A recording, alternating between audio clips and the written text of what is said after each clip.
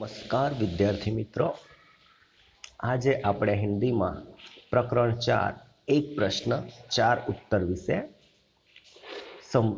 સમજીશું, શીખીશું, જેના લેખક છે શ્રી પ્રકાશ, જેમનો જન્મ 1890 ઈસવીસનમાં છે અને નિધન તેમનું 1971 ઈસવીસનમાં છે। તેમનો ટૂંકો परिचय આપણે મેળવીએ। श्री प्रकाश हिंदी के जाने माने साहित्यकार हैं। उन्होंने अपनी लेखनी के द्वारा राष्ट्रभक्ति, सांस्कृतिक उत्थान, सामाजिक उत्थान एवं समसामयिक समस्याओं पर प्रकाश डाला है। उनकी भाषा सरल एवं सहज है। उन्हें निबंध, लेख, संस्मरण, जीवनी पर भी अपनी कलम चलाई है। छोटी छोटी बातों पर गहरा चिंतन उनके साहित्य में देखने को मिलता है। અહીંયા વિદ્યાર્થી મિત્રો, જે પણ લેખકને ચિંતન સારામાં સારું હોય તો એ લેખકનું કોઈ પણ સાહિત્ય જે આપણે વાંચીએ એ સાહિત્યમાં મજા જ હોય છે।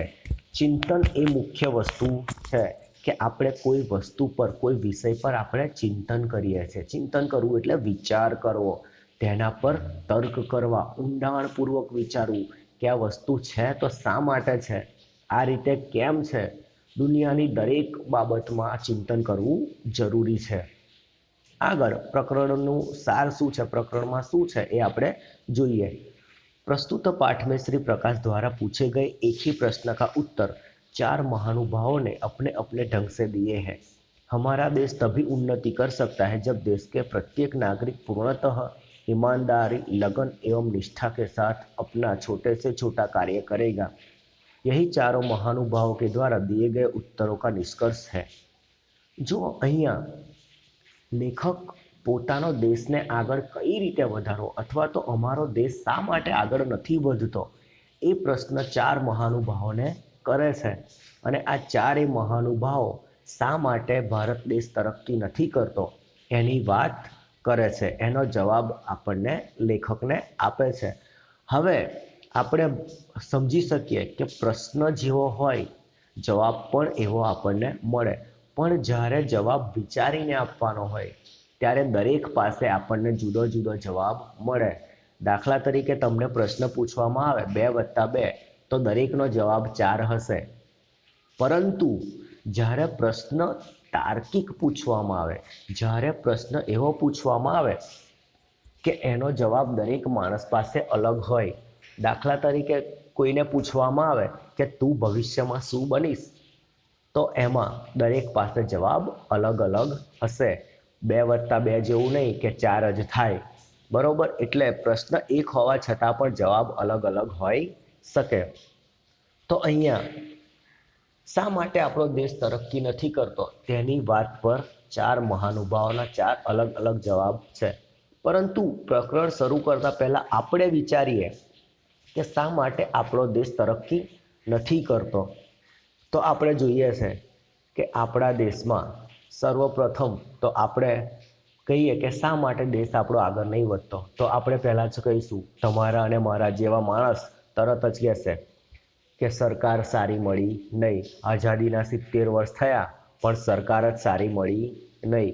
બધા જ નેતાઓ ભ્રષ્ટાચારી છે, પોતાના ઘર ભરે છે, પોતે જ એ કરે છે, કોન્ટ્રાક્ટરો કોન્ટ્રાક્ટ લઈ અને રોડ સારા બનાવતા નહીં, અડધા પૈસા પોતાના ઘરમાં ગાલે છે, મતલબ કે રિશ્વતખોરી છે, ભ્રષ્ટાચાર છે, બરાબર? સરકારી સુખ સુવિધાઓ સારી નથી। ફોરેન કન્ટ્રીમાં સરકારી સુખ સુવિધાઓ સામાન્યથી સામાન્ય માણસને પણ પૂરી પડે છે, જ્યારે અહીંયા નાના માણસ સુધી એ યોજનાઓ પહોંચતી જ નથી। આ બધી બાબતોનો આપણે વિચારવા લાગીએ છીએ, પણ ક્યારેય આપણે વિચાર્યું કે એક ભારતીય નાગરિક તરીકે મેં શું કર્યું દેશના ઉત્થાન માટે, દેશની પ્રગતિ માટે? આપણે સરકારી કચેરીમાં કામ કરાવવું હોય તો આપણે રિશ્વતખોરીને આપણે જ આગળ વધારીએ છીએ। દાખલા તરીકે કોઈ સરકારી કર્મચારી હોય એને આપણે કામ કરાવવું હોય તો કહીશું તમારું જે કમિશન થતું હોય એ અમે તમને આપી દઈશું। ત્યાંથી શરૂઆત ભ્રષ્ટાચારની આપણે કરીએ છીએ। રેલવેની ટ્રેનમાં નવી ને નવી સીટ હોય, નવો કોચ હોય, નવી સીટ મૂકી હોય તો આપણે શું કરીશું, ત્યાં પિચકારી મારીશું પાન પડીકી ખાઈને। ત્યાં લખ્યું હોય છે કે અહીંયા થૂંકવાની મનાઈ છે, છતાં પણ આપણે માનતા નથી। બાઇક લઈને ચાલતા ચાલતા રોડ ઉપર પાન પડીકી ખાઈને પિચકારી મારે છે, બસની અંદર બેઠા બેઠા બિસ્કિટના પાકીટ કે વેફરના પાકીટ તોડી કાં તો બસની અંદર નાખે છે અથવા તો રોડની બહાર નાખે છે. કચરો કરવામાં, ગંદકી કરવામાં આપણો જ હાથ છે, એમાં સરકાર કંઈ કરી શકતી નથી. હા, એવું નહીં કહેવા માગતો કે બધો વાંક આપણો જ છે. કોઈ જગ્યાએ સરકાર પણ દોષી છે, પણ બધો જ વાંક સરકાર પર થોપવો એ પણ ઉચિત રહેશે નહીં. તો અહીંયા આપણે શરૂઆત કરીએ. सबको ही कुछ न कुछ खप्त होता है, मुझे भी कई बातों का खप्त है. उनमें से एक बात यह कि जब किसी विदेशी से मेरी मित्रता हो जाती है और उन्हें सहृदय पाता हूँ, साथ ही यही समझता हूँ कि हमारे देश में बहुत दिनों से रहने के कारण पर्याप्त अनुभव भी प्राप्त कर चुके हैं, तो उनके किसी असुवर पर मैं पूछता हूँ, आप कृपा कर यह बतलावे कि क्या कारण है कि हमारे देश में इतने विशेष पुरुषों के रहते हुए, इतने बड़े बड़े आंदोलनों के होते हुए भी देश कुछ उन्नति नहीं कर रहा. ऐसा मालूम होता है कि हम में ज्यों के त्यों पड़े हुए हैं. अवश्य ही हमारे मित्र इससे चकित होते हैं, उत्तर देते संकोच करते हैं और शिष्टता के नाते क्षमा चाहते हैं, पर मैं उन्हें छोड़ता नहीं और उनको उत्तर देने के लिए बाध्य करता हूँ. तो અહીંયા શું કરે છે લેખક? તો લેખકના કોઈ વિદેશી મિત્ર હોય તો એ એમને પ્રશ્ન કરે છે કે અમારા દેશમાં આટલા બધા આંદોલનો થયા, આટલા બધા જન આંદોલન થયા, આટલા મહાન મહાન માણસો પેદા થયા, છતાં પણ એવું તો શું કારણ છે કે જેના કારણે અમારો દેશ આગળ વધી શક્યો નહીં? હવે સ્વાભાવિક છે, આપણે કોઈ પણ વિદેશીને આવો પ્રશ્ન પૂછીએ તો એમને એવું થાય કે આ મારી મસ્તી કે મજાક કરવા માટે કહેતા હશે. પણ અહીંયા લેખકને વાસ્તવિકતામાં એ પરિસ્થિતિ જાણવી છે, એ પરિસ્થિતિને સમજવી છે, એટલા માટે આ કાર્ય કરે છે. એટલે લેખક શું કરે કે જ્યાં સુધી એ જવાબ ના આપે ત્યાં સુધી તે તેમના વિદેશી મિત્રને છોડે નહીં. मेरे पहले मित्र एक वृद्ध ईसाई पादरी है. वे 36 वर्ष से भारत में ईसाई मत के प्रचार में उतना नहीं पर सतपत्नीक देश के दरिद्र नर नारियों के सामाजिक सेवा में लगे रहे हैं. मेरे हृदय में उनके लिए बड़ा सत्कार और प्रेम है. उनका उत्तर थोड़े ही में यह है कि तुम लोग अपने कार्य में गर्व नहीं लेते. विस्तार से उन्हें बतलाया कि यहाँ पर जब किसी को कोई नौकरी चाहिए तो अतिशयोक्तिपूर्ण शब्दों में वह दरखास्त देता है. बहुत ही विनय और सम्मान के साथ वह आरंभ करता है. अंत में प्रतिज्ञा करता है कि यदि स्थान मिल जाएगा तो वह सदा अपने मालिक की शुभकामना करेगा, पर स्थान मिलते ही वह अपने काम अर्थात अपनी जीविका के साधन को ही खराब समझने लगता है. अन्य साथियों से मिलकर काम खराब करने के लिए षड्यंत्र रचने लगता है और मालिक की नाकों में दम कर डालता है. और देशों में तो भी लोग नौकरी की दरखास्त देते हैं, वे साधारण शब्दों में प्रार्थना पत्र लिखते हैं और जब स्थान मिल जाता है तो इस तरह काम करते हैं जैसे संसार की गति उन्हीं पर निर्भर करती है और वे यदि काम छोड़ दे तो संसार डूब जाए.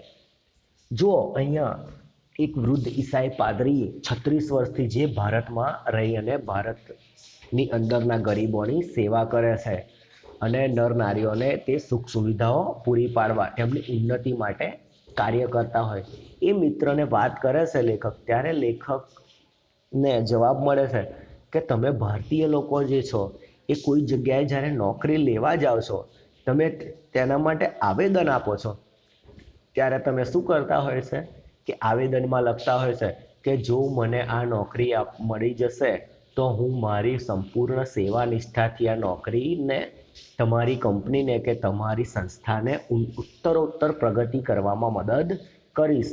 આટલા સરસ મજાની આપણે રિક્વેસ્ટ કરતા હોય છે, પરંતુ જ્યારે નોકરી મળી જાય છે ત્યારે આપણે જે નોકરી માટે એટલી સરસ અરજી કરી હોય છે, એટલી સરસ આજીજી કરી હોય છે, એ નોકરી આપણને બોજ લાગવા માંડે છે કે યાર મારા માથે આટલું બધું કામ, આ તે ફલાણું ઢીકણું, આ બધા બહાનાઓ આપણે કાઢવા લાગતા હોય છે. એ નોકરીનું આપણે સન્માન કરતા નથી. જ્યારે અન્ય દેશમાં શું થાય છે, અન્ય દેશમાં એકવાર સામાન્ય રીતે નોકરી માટે અરજી પણ સામાન્ય રીતે કરવામાં આવે છે. આપણા જેમ કોઈ જાતની સિફારિશ નહીં, કોઈ જાતનું વધારાનો દોડ પણ કરવામાં આવતો નથી. બસ નોકરી છે તો નોકરી માટે આવેદન આપવામાં આવે છે અને નોકરી લાગી જાય તો એ દરેક વ્યક્તિ પોતાનું કાર્ય સંપૂર્ણ સેવા નિષ્ઠાથી કરે છે અને એ સંપૂર્ણ સેવા નિષ્ઠાથી કરેલા કાર્યને કારણે એ એમને એવું લાગે છે કે જો હું મારું કાર્ય નહીં કરું તો મારી કંપનીને નુકસાન જશે. જ્યારે અહીંયા વિચારીએ છીએ આપણે કે મારે શું, આટલી મોટી કંપની મારા એકલા પર થોડી ચાલે છે, આટલી મોટી સંસ્થા મારા એકલા પર થોડી ચાલે છે. જ્યારે બહારના દરેક એમ્પ્લોય મતલબ કે દરેક કારીગર કે દરેક નોકરિયાત એવું વિચારે છે કે ના, જો હું મારું કામ અધૂરું મૂકી દઈશ, હું મારું કામ ઓછું કરી દઈશ તો કંપનીને નુકસાન થશે, કંપનીને નુકસાન થશે તો મને નુકસાન થશે અને એના કારણે આખા દેશને નુકસાન થઈ શકે. તો આ કારણથી તે પોતાનું કાર્ય સંપૂર્ણ રીતે કરે છે. એટલા માટે તે દેશ બધા આગળ છે, જ્યારે આપણે આપણા દેશને પાછળ રાખી લીધો છે. તો વિદ્યાર્થી મિત્રો, આજે આપણે અહીંયા જ રૂકીએ છીએ, અહીંયા જ પૂર્ણ કરીએ છીએ. આગળની વાત, આગળના 3 વ્યક્તિની વાત આપણે ફરીના પાઠમાં કરીશું, ફરીના પીરિયડમાં કરીશું.